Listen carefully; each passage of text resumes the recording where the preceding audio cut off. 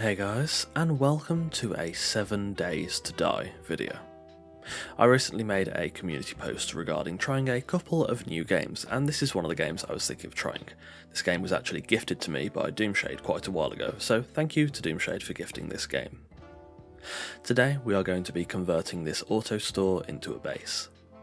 I've done a couple of small builds before undertaking this, but for my first video build we're starting off with an ambitious one, and in total this build probably took around 10 hours or so just to get everything right, whilst also still learning how the building system works. Firstly though, we should start with cleaning up.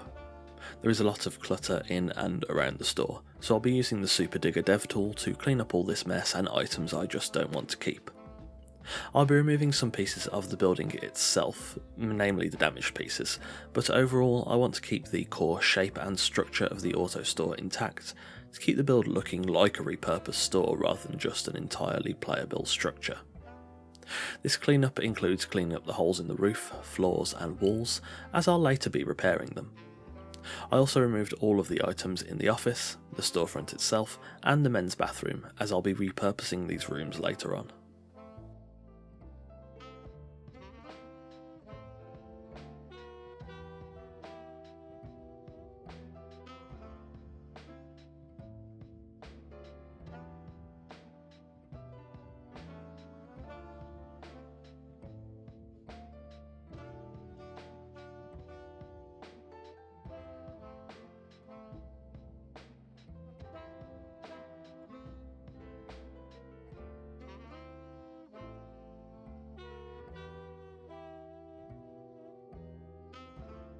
After repainting and repairing parts of the walls and floors, I sectioned off the storefront from the back corridor next to the garage and converted the back room into a more comfortable area. This will be sort of a lounge where the residents can relax in comfort. After that conversion, I then repaired the walls, floors and roof of the auto store, along with removing items I didn't like, such as the damaged skylights, damaged block from the storefront roof itself, and overall anything that looked a bit too ramshackle and didn't really suit my idea of how I wanted this base to look. I also replaced the windows of the storefront with bulletproof windows, removing and replacing the shutters that covered the garage with actual functioning garage doors, and filled the skylights above the storefront with bulletproof glass. Next, I started on what is probably the biggest building endeavour of this project, which is the walls. Fortunately, the auto store is surrounded by an asphalt lot that helps to give a basic structure around the store that I can use to build the wall around. This wall will surround the store itself, and I'll be building it with concrete blocks to an average height of about 3 tiles high, along with creating 2 sections at the front of the build that will hold gates, allowing vehicles to enter and leave the compound. I then chose to replace the concrete base with stainless steel blocks, then building reinforcing pillars around the walls at regular intervals. I also chose to remove the large O'Reilly Auto sign from the right side of the store, and to make a replica above the garage entrance. I expected this to be more difficult, but it was actually surprisingly easy, and works much better than the large sign that was previously blocking the front right portion of the wall. I then continued on with the wall. I used full concrete blocks for the entrances and half concrete blocks to fill the gaps between the stainless steel pillars. I painted these blocks with a rougher concrete texture that I think fit the build much better. I also chose to repaint the stainless steel blocks in the walls, going for a much rougher metal texture that works well with the painted concrete, and overall makes the build feel and look a lot stronger, and I think fits the aesthetic I'm going for much better. Next, I constructed a watchtower in the bottom right corner. I'll be including watchtowers around the build to help fight off the hordes. I'll of course be placing turrets on the walls, but having these towers here can help players to shoot down at zombies.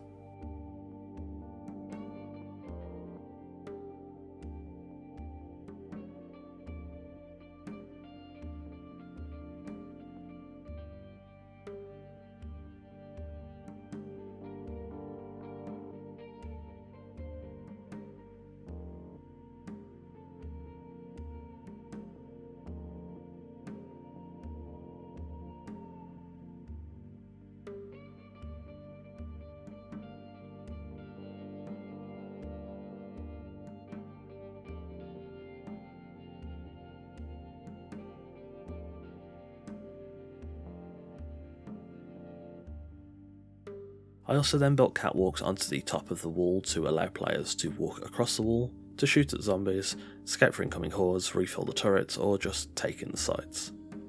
These catwalks are great, they really suit the wall design overall, and really help to continue to build on the aesthetic of the design. In the back right and left corners, I made two identical watchtowers. Whereas the front watchtower is designed more to defend the entrance, which is probably the weakest part of the build in terms of fortifications, these towers are designed more for scouting and sniping, as they will sit much higher than the front one and allows players to climb up and see a good distance across the desert.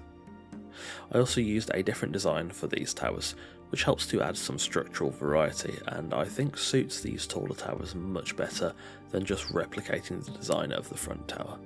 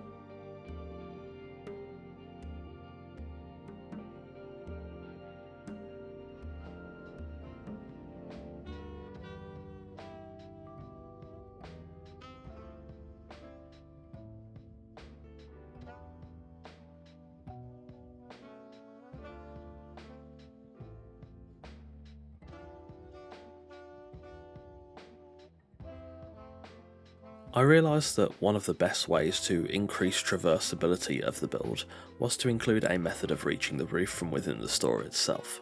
There was of course already a ladder in the garage, but I wanted to include stairs as well. I turned what used to be the male bathroom into a utility room, adding a stairway up to the roof and building a small access building on the roof itself.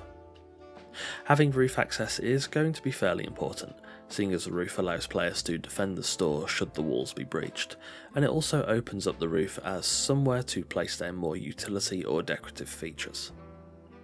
I also connected the catwalks on the roof to the right, left and back sides of the walls, so that the roof of the store becomes something of a central hub, where all sides of the wall can be accessed quickly.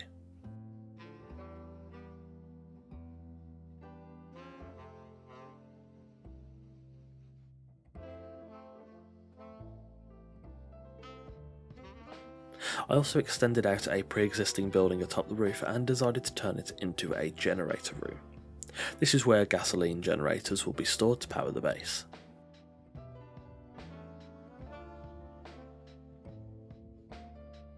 After I was finished on the roof, I then went and dug out a hole underneath the utility room and made a small room in the area I cleared.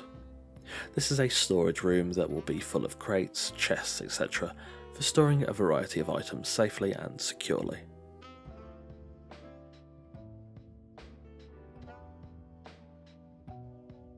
Finally, I placed SMG auto turrets on the walls and watchtowers, along with placing spikes at the foot of the wall at least 2 lines deep. I've not played much of this game yet, so I'm not 100% sure on some of the finer things like which turrets are the best, smaller defensive improvements for bases, etc. But fortunately Doomshade has a ton of time in this game and was super helpful, giving me some basic advice which definitely helped make this build a bit more practical. Doom offered a lot of general advice which I found really valuable for this game. I think my first build without his advice would have been awful. I've seen Doom playing this game on stream before, and that's kind of what made me want to give it a try, so the link to his Twitch is down below in the description. Do go ahead and check him out.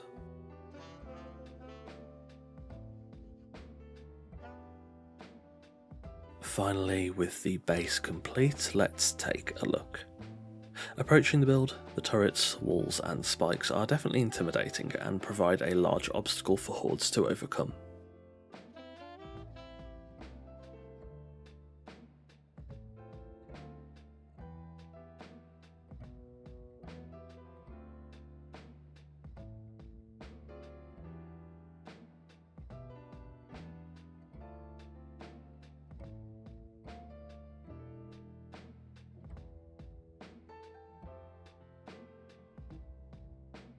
I've also included some workstations, storage and farming areas in the courtyard of the base, so that crafting various items is much easier.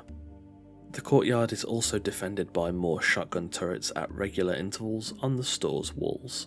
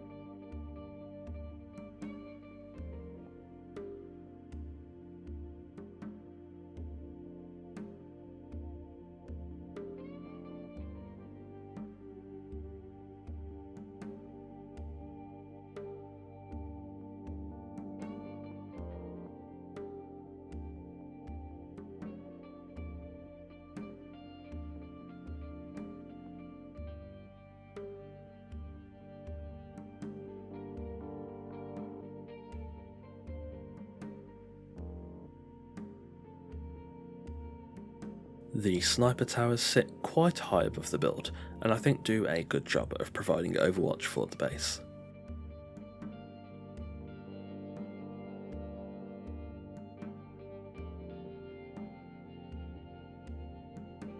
Entering the store, the first room is another workshop. I've included all of the important workstations and such in here to help make the build feel more practical.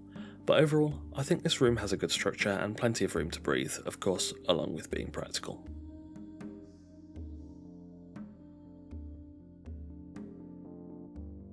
In what used to be the office is now the bedroom.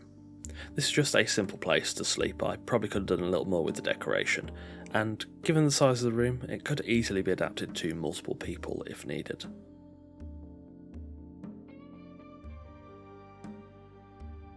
Through the right side corridor, this is the lounge area. It's designed for comfort with toilets on the left hand side.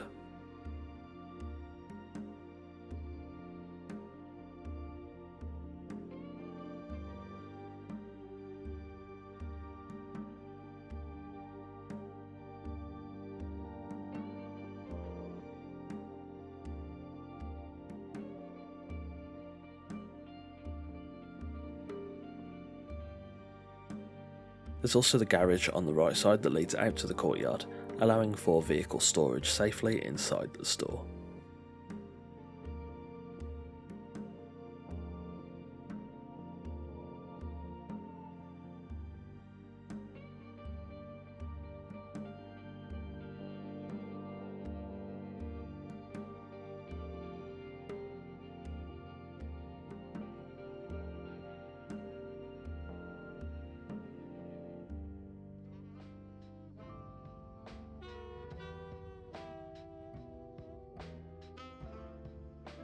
Inside the utility room, the storage room beneath the store provides a decent amount of storage for various materials and resources.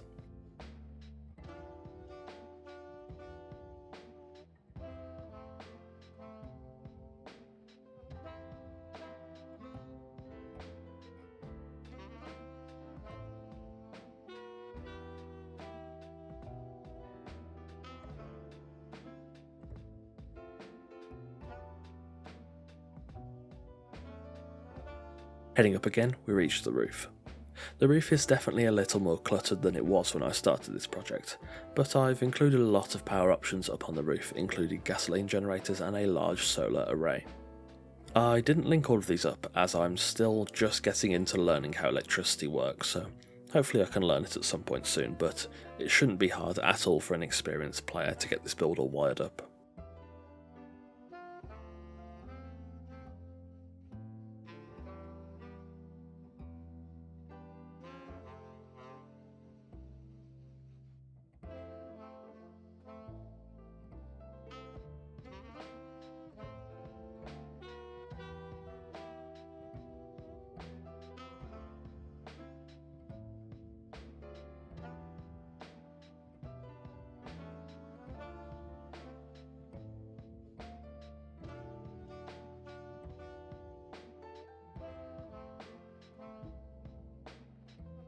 And there we have it. It may have took about 10 hours or so, but I've managed to repurpose this auto store into a functioning player base, and for a first proper 7 days to die build, I'm actually quite happy with it. As usual, this video is indeed sponsored by NordVPN. If you want to stay safe on the internet and ensure you can't be tracked by shady individuals, all whilst being able to access Netflix, BBC iPlayer, ITV, Hulu, HBO and more regardless of where you live, all whilst maintaining blazing fast internet speeds, NordVPN is the perfect choice for you.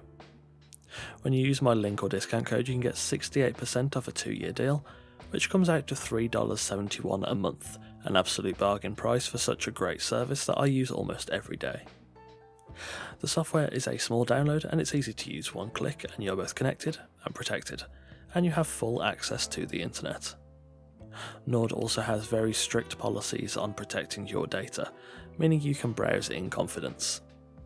Visit nordvpn.org/eradyt or use code eradyt at checkout to claim this huge discount and get the best VPN service available on the internet, and also help me out a lot at the same time. As always, thanks to Nord for sponsoring the video. If you've enjoyed this video, leave a like and let me know in the comments below if you have any build suggestions for future videos. As usual, absolutely anything is welcome. Don't forget to both follow me on Twitch and join the fun on our Discord through the links in the description. Again, don't forget you can get 68% off NordVPN when you use code eradyt at checkout, or you can go through my affiliate link in the description and pinned comment below. YouTube is currently my full-time source of income, so if you enjoy the content and would like to help support the channel so I can continue to put out the best content possible, do consider becoming a patron. There are multiple tiers of support from $1 to $20, offering many different benefits from a mention in every video to Discord roles, and even sneak peeks of every new video before anyone else. The link to my Patreon is in the description, so if you'd like to support the channel, feel free to consider becoming a patron. On that note, a thanks to our current patrons Sammy, Sodialot, Randar, MK Pantheon, Velma, Shannara and Torn. If you're new here, feel free to check out the rest of the content on the channel. There are new videos coming every Wednesday and Sunday, so if you like what you see, subscribe and ring the notification bell to be the first to see the next video, and to join us on the road to 10,000 subscribers. Again, thanks for watching, and I'll see you soon.